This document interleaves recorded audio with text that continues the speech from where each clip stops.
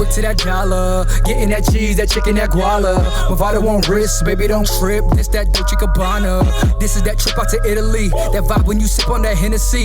This is that feeling you get when your whole team is rich and you buy your own embassy. Bust down in that drop top. No, I don't dance, don't pop lock. Niggas crazy thinking money change me if you owe me pay. Yo, you already know it's your boy NewFutureFlash. You tuned in to TMG Reacts. And after a long week, you already know we got to get into some comedy. And we're going to do my boy Andrew Schulz. So I watch his podcast, and I think he's freaking hilarious. But a lot of the podcasts, like people that I watch, like Joe Rogan, I've never really dove into their comedy. So that's what we're going to try to get into now. So backstory, if you don't know, he says that he sold this special, right, to a streaming platform. He won't name it, but his last one was with Netflix. And they wanted him to remove some of the jokes, and he wouldn't do it, so he just bought it back. Which is, like, I like that, man. I like creatives, like, taking back control of their career and like, going against being censored. You know what I'm saying? And apparently he did amazing. Like, the results was amazing, and he made way more money than he would have made through the streaming platform. Because he's right, man. He's right. He says, like, he goes and he does these live. So he sees the crowd reaction. You know what I mean? So how you going to tell him what people going to be offended at? But I just think the outrage culture and all that is such crap. So let's see what he's talking about. I'm excited. Let's see if it translates to the stage. You know what I'm saying? Like, comment, subscribe, ding that bell. Hit me up on Instagram. You already know. This episode sponsored by Aki2. Get you some water. How they're taking away your scoops, ladies. Oh, shit. Isn't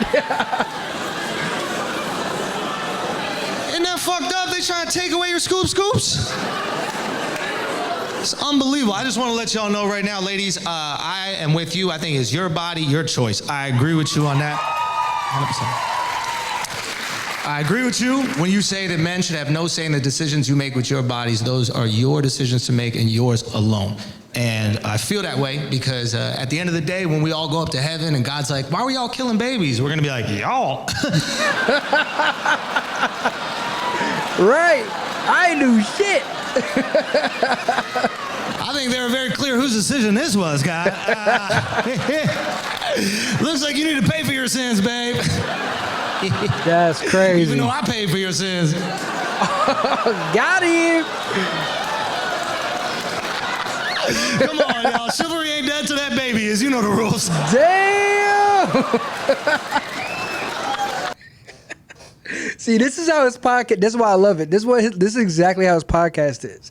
So for him to be doing this like in front of, like, I love it. I love it, yo.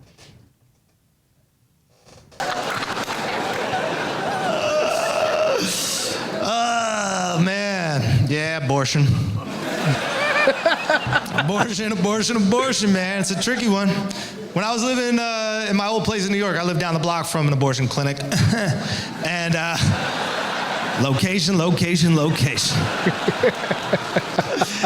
And no bullshit, that's the wildest place in New York. Like, it's a fucking carnival outside of there every single day. Like, people come to New York and they go to, like, Broadway plays and shit. They'll literally spend thousands of dollars to watch Harry Potter the musical when they could just stand outside the clinic and watch something really disappear. Damn.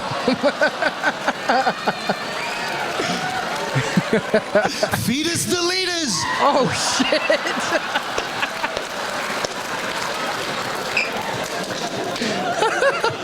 Not fetus deleters. I was walking by the clinic and I saw a father and his daughter outside, and his daughter looked like she was 10 years old.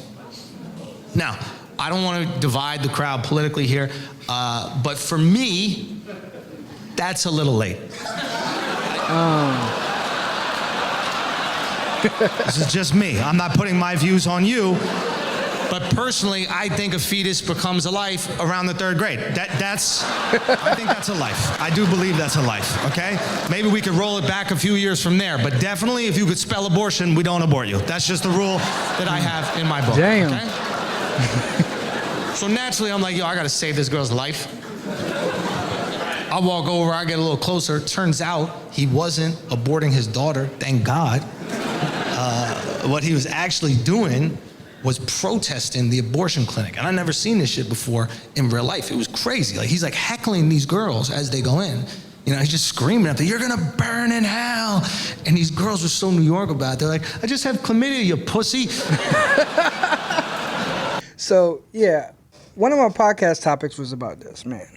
This is a crazy ordeal. Like, I feel we're having so many issues that we're dealing with. Why are we going back and changing some of this stuff? But you already know, like, if you watch the podcast, you already know where, like, my mind goes with that. I feel like it's an ulterior motive. Like, every time they try to outrage the people, it's because they're doing some other shit they don't want you paying attention to. You know what I'm saying? And not to mention the only states that I don't want to get too deep into it, but the only states that like really overturned that for real, it made abortion illegal is the states with primarily, you know what I'm saying, white people, because they're trying to get their numbers up, you know, because in a couple years, bro, they're not going to be the majority anymore. And I just feel like you doing too much. You know what I mean? It's inevitable at this point. Everybody's just people at this point. We're all mixed with a whole bunch of different things besides the fucking royal families and stuff. But fuck them. You know what I'm saying? So anyway, let's get back to the comedy. Burn in hell, I'm burning now. That's why I'm going to the fucking clinic.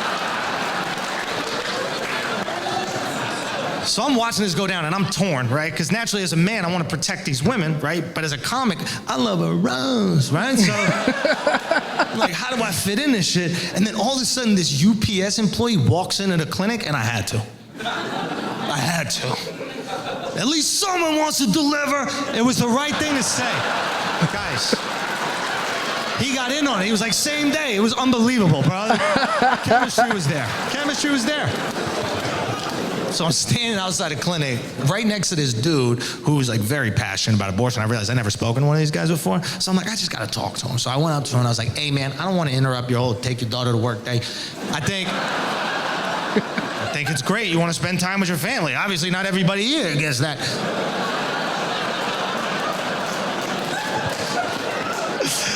I go, buddy, I just gotta know, why are you so against abortion?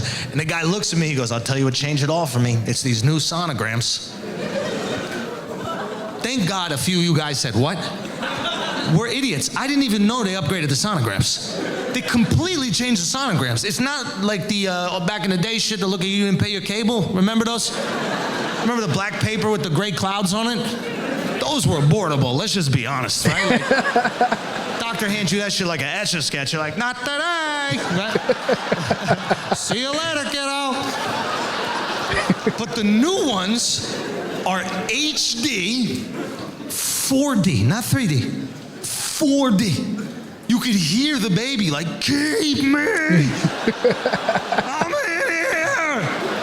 What are you doing out there? That's not where you hang a shirt. Oh, shit. Oh, my God.